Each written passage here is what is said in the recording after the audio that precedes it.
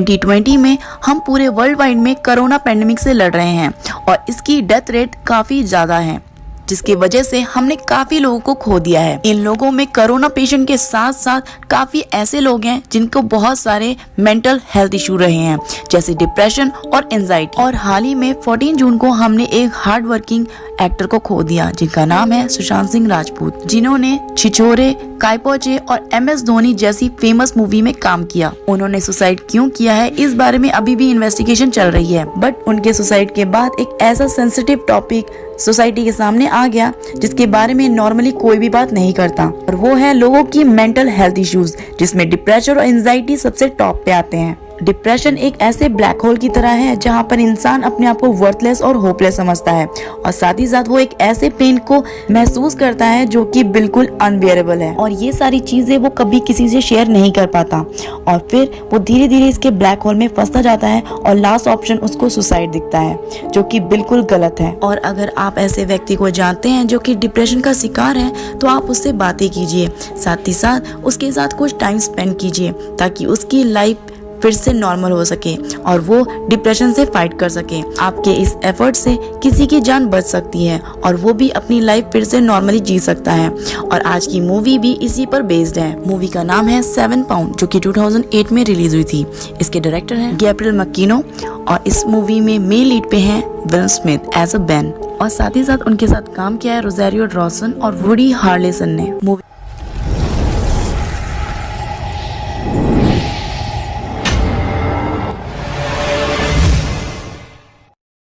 के स्टार्टिंग में हम देखते हैं एक आदमी को जिसका नाम है बेन थॉमस, जो कि 911 पे कॉल करके एक एम्बुलेंस के लिए बोलता है, क्योंकि यहाँ पर एक सुसाइड होने वाला है। कॉल के दौरान उससे पूछा जाता है कि आखिरकार विक्टिम कौन है, जिसमें वो कहता है कि वो खुद। यहाँ से सीन स्विच होता है और हम देखते हैं बेन थॉमस को पास्ट में, जहाँ पर वो अपने बीच हाउस पे होता है, जहाँ वो समुद्र के किनारे बैठ के सोच रहा होता है कि भगवान ने इस दुनिया को 7 दिन में बनाया है और मैंने अपनी लाइफ को 7 सेकंड में सब कुछ डिस्ट्रॉय कर दिया। यहाँ से सीन चेंज होके फिर से प्रेजेंट में आता है, जहाँ पर हम बेन को एक लिविंग रूम में बैठा हुआ देखते हैं, और उसके सामने बहुत सारे लोगों की लिस्ट होती है, जिनमें से वो एक नाम को चूज करता है एज़रा टर्नर को, जो कि एक अंधा आदमी होता है, और वो एक मेल सेलिंग कस्टमर केयर में एज अ सेल रिप्रेजेंटेटिव होता है। बेन उसे कॉल करता है और खराब मीट क्वालिटी के ऊपर उसे कंप्लेंट करता है और बहुत कुछ बुरा भला कहने लगता है। इसके बावजूद एज़रा बहुत ही कामली उसे बोलता है कि सॉरी सर, बेन थॉमस नाम से कोई भी ऑर्डर नहीं है। इसके बावजूद बेन उस पर चिल्लाता रहता है और साथ ही साथ उसे अंधा मीट वाला भी कहता है। ये सब सुनकर एज़रा को बहुत ही बुरा लगता है। स्टिल वो बहुत ही पोलाइटली उसे कहता है थैंक यू फॉर कॉलिंग, और यही फोन डिस्कनेक्ट हो जाता है।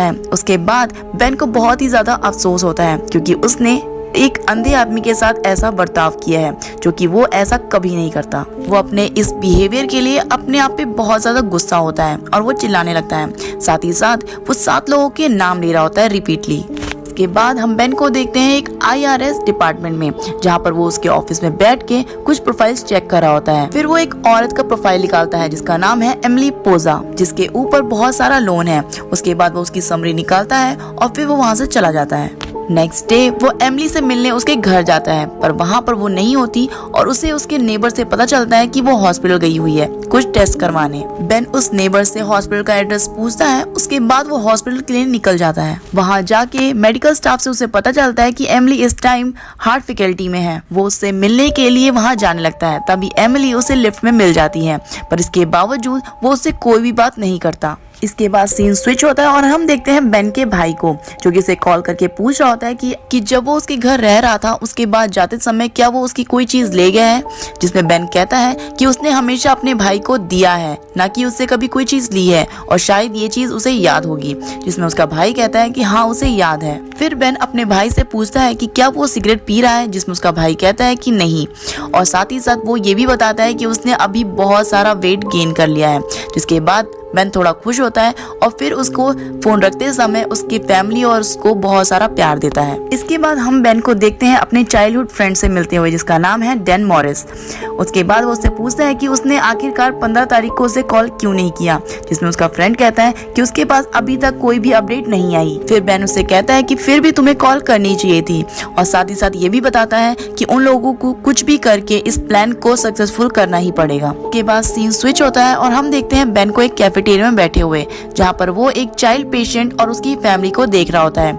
तभी वहाँ एमिली भी आ जाती है और वो सोचती है कि बेन शायद उसका पीछा कर रहा है। एमिली बेन के पास आकर ये सब बोलने लगती है, जिसके बाद बेन उसे अपना एक आईडी कार्ड दिखाता है जिसमें वो एज अ IRS एजेंट अपने आप को रिप्रेजेंट करता है। और फिर वो एमिली से उसकी पास्ट के सारे लोन्स के बारे में बोलने लगता है। वो कहता है कि तुमने अभी तक इतना सारा लोन लिया है और अभी तक चुकाया नहीं है, जिसमें एमिली कहती है कि उसे अभी अभी हॉस्पिटल से डिस्चार्ज मिला है और क्या वो इस सब के बारे में बाद में बात कर सकती है। यहाँ से सीन चेंज होता है और हम देखते हैं बेन को एक मोटेल में, जहाँ पर वो 2 हफ्तों के लिए एक रूम बुक करता है। बेन रूम के अंदर बैठता है और कुछ पुराने न्यूज कटिंग देखने लगता है, जिसमें एक आर्टिकल में 7 लोगों की हाईवे पे मौत के बारे में छपा होता है।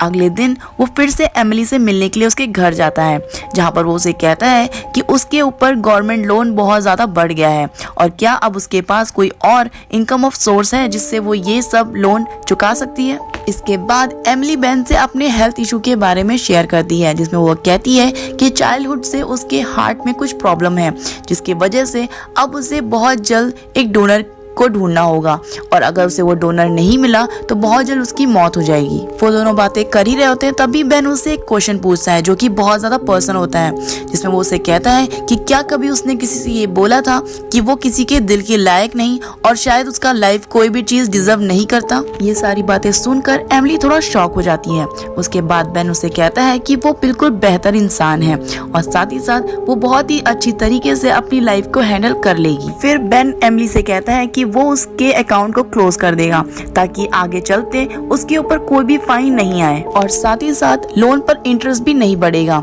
उसके बाद वो उसे अपना एक कार्ड देता है। वो कहता है कि अगर डिपार्टमेंट से कोई कॉल आए तो वो उसको कॉल करे। एमिली उससे पूछती है कि आखिरकार वो उसके लिए ऐसा क्यों कर रहा है, जिसके बाद वो उसे कहता है कि वो ये सब डिजर्व करती है। इस मूवी में हम कई बार बेन को पास्ट में अपनी फियांसे को याद करते हुए देखते हैं। इसके बाद फिर से हम बेन को उसके मोटेल रूम में देखते हैं, जहां वो एक जेलीफिश को एक एक्वेरियम में रख रहा होता है और साथ ही साथ अपने चाइल्डहुड डेज को याद करता है, जिसमें उसके डैड दोनों भाइयों को मेराइन दिखाने लेके जाते हैं, जहां वो पहली बार जेलीफिश को देखता है और वो उसे बहुत ज्यादा ब्यूटीफुल लगती है। इसमें उसके डैड बताते हैं कि ये सुंदर के साथ साथ बहुत ज्यादा खतरनाक भी है और ये दुनिया की सबसे खतरनाक जीवों में से एक है। कुछ देर बाद उसी मोटेल रूम में उसका फ्रेंड आता है डैन, और वो बेन को बताता है कि डॉक्टर से बात हो चुकी है और वो उसकी सारी रिपोर्ट डॉक्टर के पास भेज देगा। और फिर डैन बेन से कहता है कि आखिरकार वो ये सब क्यों कर रहा है, क्योंकि जो भी वो कर रहा है वो वैसा बिल्कुल भी नहीं है।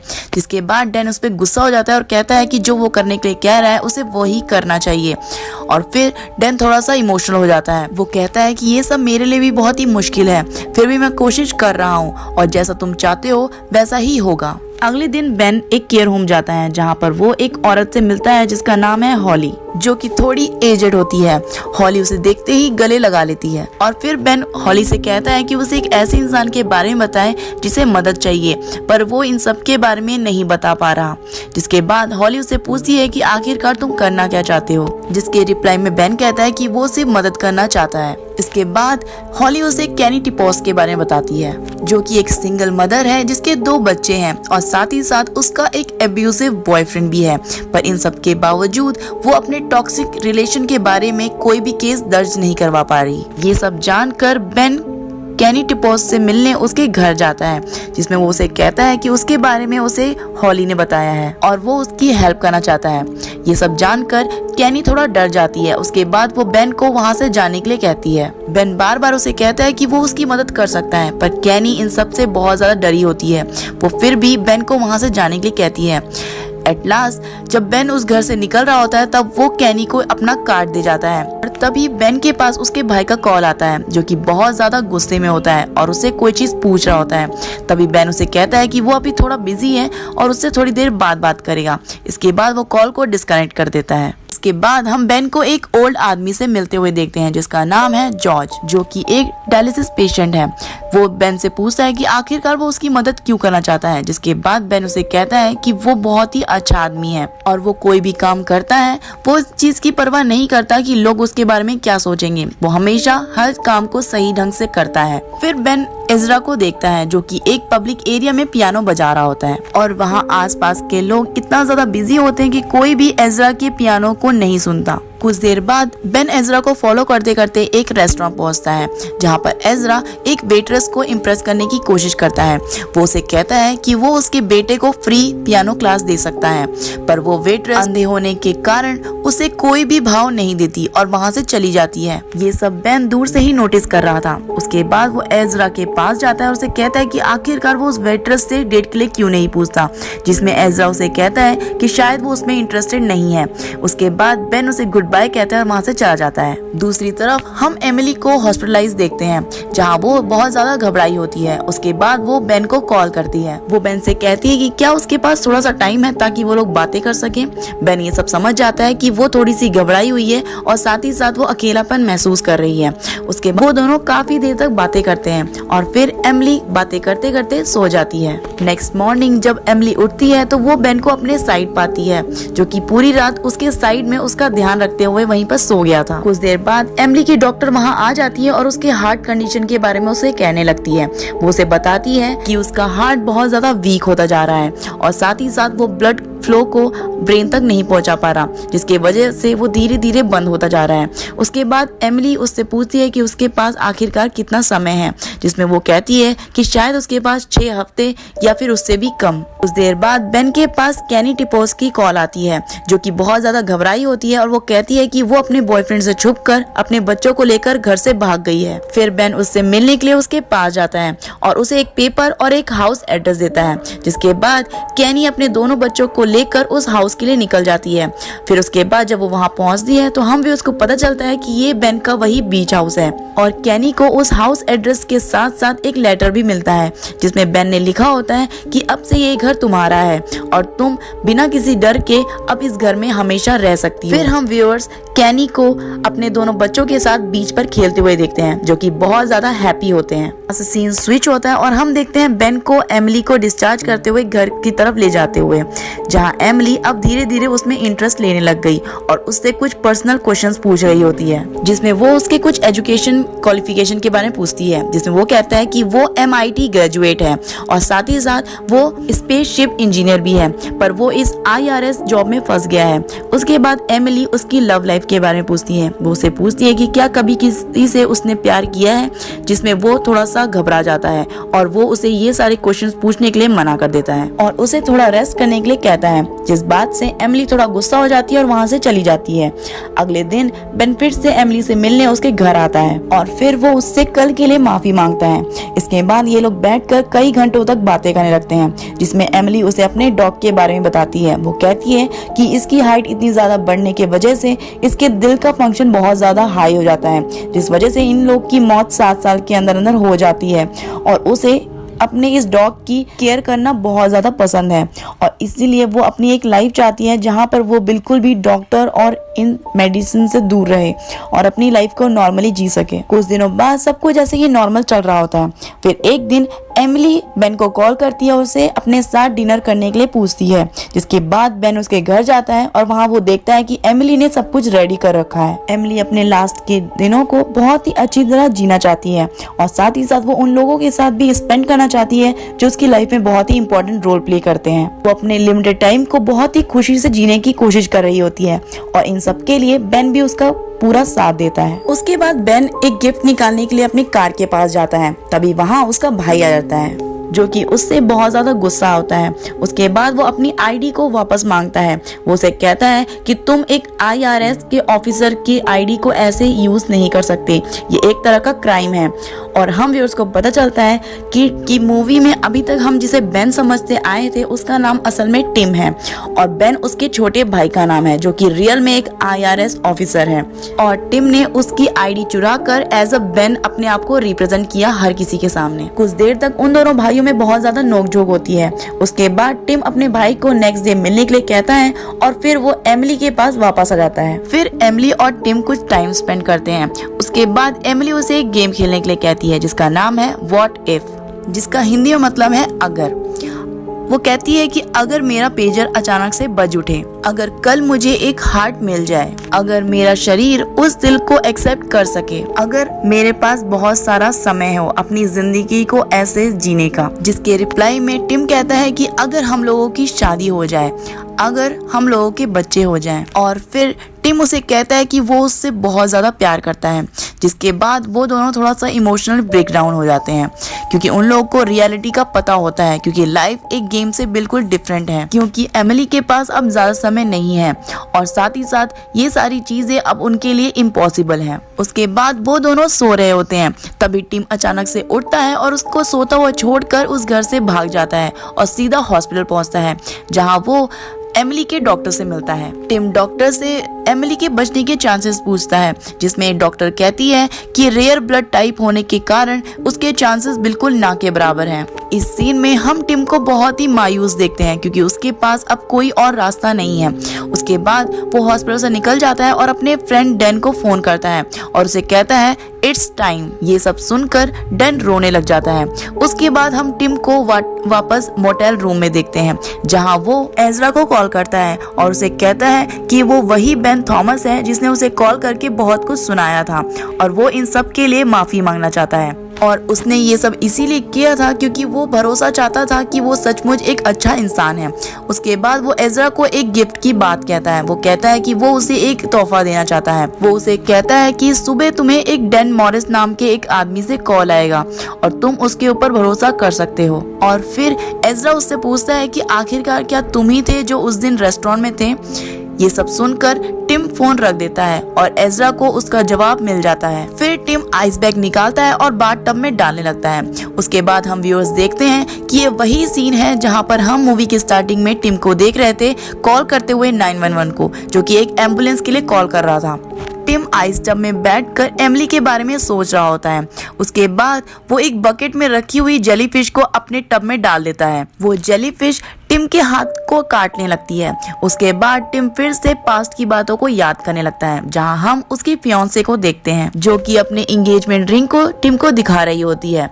वो लोग एक कार में राइड करते हुए कहीं जा रहे होते हैं और काफी खुश होते हैं। वो लोग बहुत सारी बातें कर रहे होते हैं, तभी टिम के पास एक मैसेज आता है और टिम का ध्यान ड्राइविंग से हटकर उसके मैसेज पे चला जाता है और सामने से आ रही एक वैन से उन लोग की टक्कर हो जाती है और इस कार क्रैश में उसकी फियांसे और वैन में रह रहे 6 लोगों की मौत हो जाती है। वो रोड पर अपनी फियांसे के पास रो रहा होता है और दूसरे सीन में हम उसे जेलीफिश के पॉइजन की वजह से तड़पता हुआ देखते हैं। धीरे धीरे करके जेलीफिश का पॉइजन उसकी पूरी बॉडी में फैलने लगता है और इसी वजह से उसकी मौत हो जाती है। टिम हमेशा से अपने आप को उन 7 लोगों की मौत का जिम्मेदार समझता था, इसीलिए वो इस गिल्ट में जीता रहा।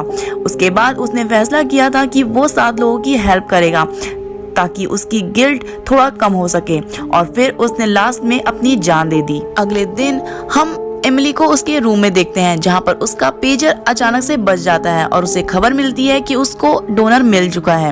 उसके बाद वो टिम को ढूंढने लगती है ताकि वो ये गुड न्यूज उसे दे सके, पर उसे कहीं पे भी टिम नहीं मिलता। उसके बाद एमिली का ऑपरेशन हो जाता है और फिर हम देखते हैं टिम के भाई को, जो कि उसी मोटेल में बैठा होता है उसके रूम में और उसके हाथ में उन 7 लोगों के लिए लेटर होता है, जिन लोगों की लाइफ टिम की वजह से बहुत ही अच्छी हो गई थी। जैसे कैनी टिपोस को उसका घर मिल जाता है ताकि वो अपने बच्चों के साथ लाइफ स्पेंड कर सके, और जिन लोगों को भी उसके ऑर्गन्स की जरूरत थी उन्हें सही सलामत उसके ऑर्गन्स मिल सके। टिम थॉमस ने अपनी लाइफ को एक बाथ टब में सेक्रीफाइस कर दिया जिसमें बहुत सारा आइस था, और वो इसीलिए ताकि उसके मरने के बाद उसके सारे ऑर्गन्स बिल्कुल सही सलामत हो सके।